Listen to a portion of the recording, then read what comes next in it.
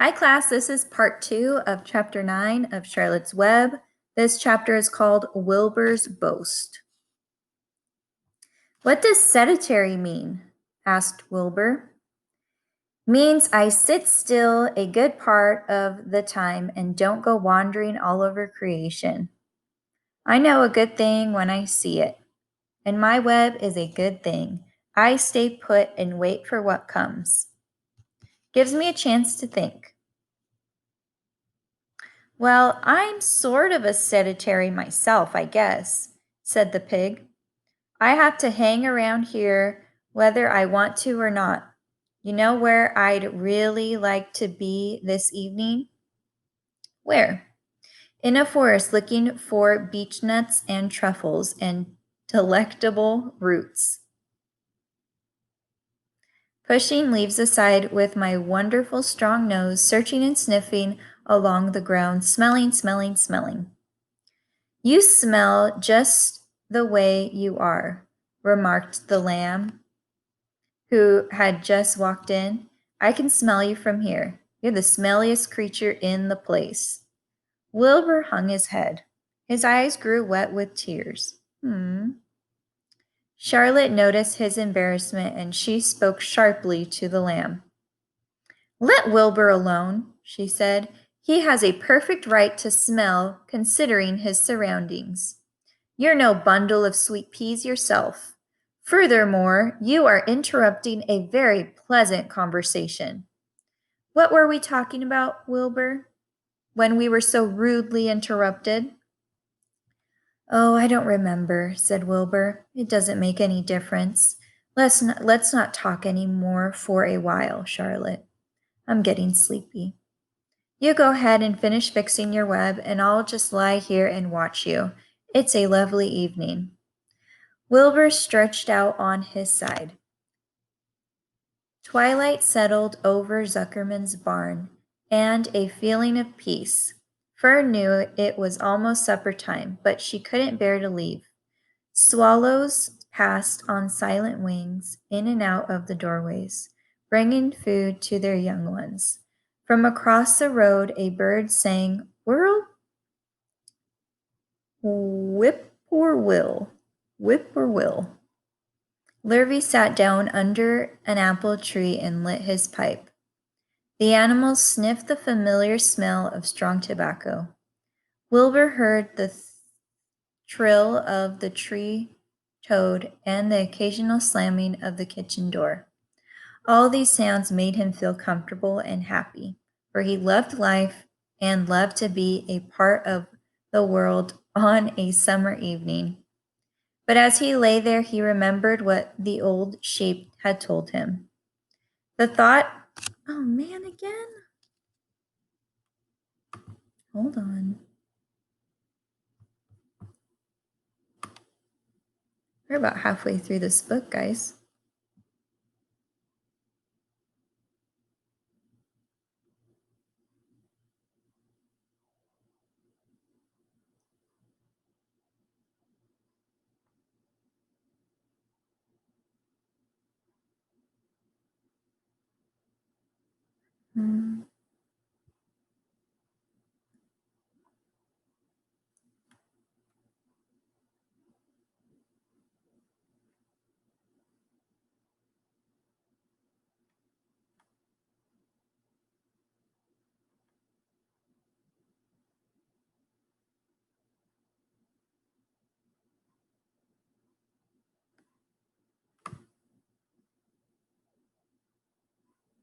Oh, here we go.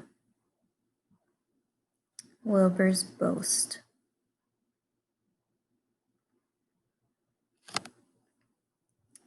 Wilbur heard the trill of the tree toad and the occasional slamming of the kitchen door.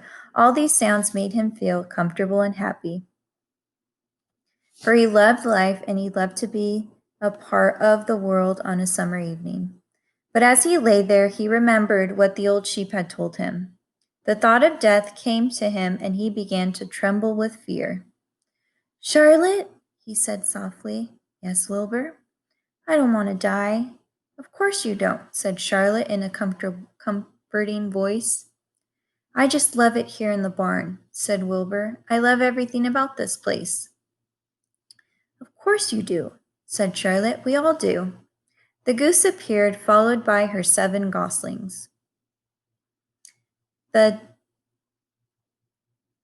thrust their little necks out, and kept up a musical whistling, like a tiny troop of pipers. Wilbur listened to the sound with love in his heart. Charlotte, he said. Yes, said the spider. Were you serious when you promised you would keep them from killing me? I was never more serious in my life. I am not going to let you die, Wilbur. How are you going to save me? Asked Wilbur, whose curiosity was very strong at this point.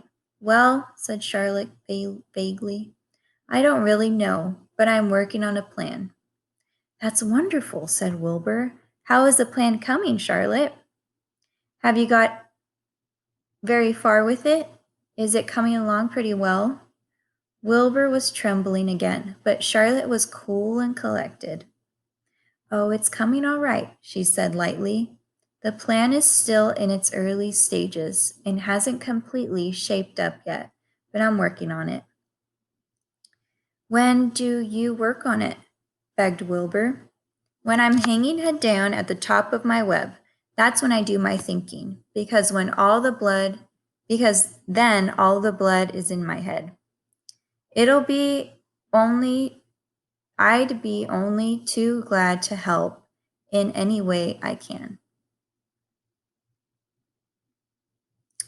Oh, I'll work it out alone, said Charlotte. I can think better if I think alone.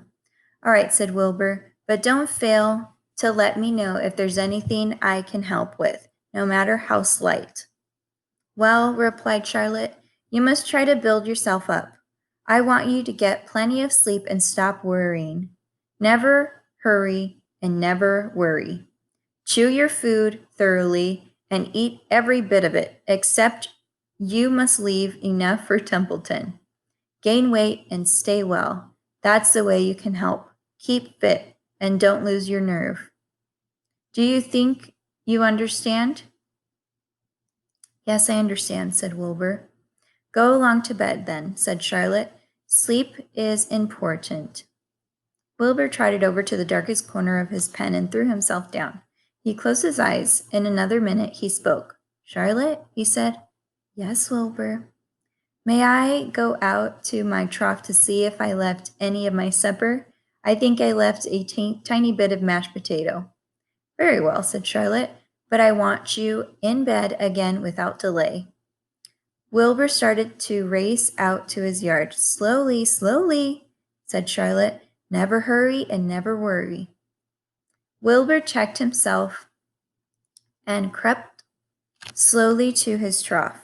He found a bit of potato, chewed it carefully, swallowed it, and walked back to bed. He closed his eyes and was silent for a while. Charlotte, he said in a whisper. Yes. May I get a drink of milk? I think there are a few drops of milk left in my trough. No, the trough is dry, and I want you to go to sleep. No more talking. Close your eyes and go to sleep. Wilbur shut his eyes. Fern got up from her stool and started for home. Her mind was full of everything she had seen and heard. Good night, Charlotte, said Wilbur. Good night, Wilbur. There was a pause. Good night, Charlotte. Good night, Wilbur. Good night. Good night. And that is the end of chapter 9 of Charlotte's Web.